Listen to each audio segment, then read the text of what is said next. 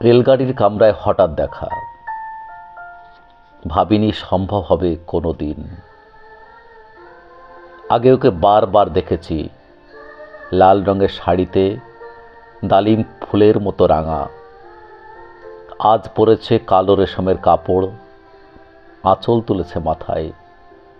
দোলন চাপার মতো চিকন গৌর মুখখানি ঘিরে মনে হলো কালো রঙে একটা গভীর দূরত্ব ঘনিয়ে নিয়েছে নিজের চারদিকে, যে দূরত্ব সর্ষেক্ষেতের শেষ সীমানায় শালবনের নীলাঞ্জনে। থমকে গেল আমার সমস্ত মনটা। চেনা লোককে দেখলেম অচেনার গাম্ভীর্যে।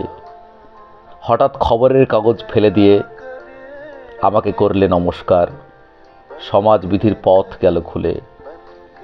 আলাপ করলেম শুরু। কেমন আছো, কেমন চলছে সংসার ইত্যাদি।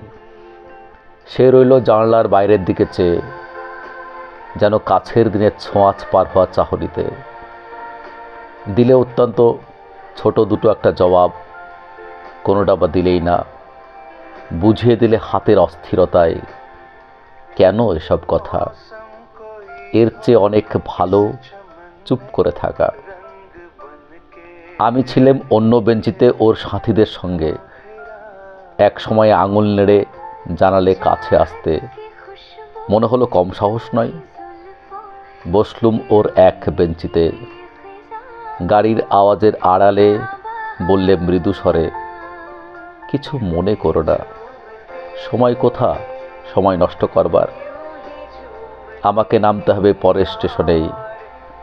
দূরে যাবে তুমি, দেখা হবে না আর কোনো দিনই। তাই যে প্রশ্নটা জবাব এতকাল থেমে আছে, শুনবো তোমার মুখে। সত্য করে বলবে তো? আমি বললেম, বলবো।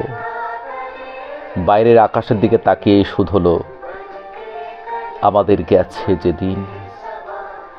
একেবারেই কি গেছে? কিছুই কি নেই বাকি? একটুকু রইলেম চুপ করে। তারপর বললেম, রাতের সব তারাই আছে দিনের আলোর গভীরে। খটকা লাগলো, কি জানি বানিয়ে বললেম নাকি। ও বললে, থাক, এখন যাও ওদিকে। সবাই নেমে গেল পরের স্টেশনে। আমি চললেম একা।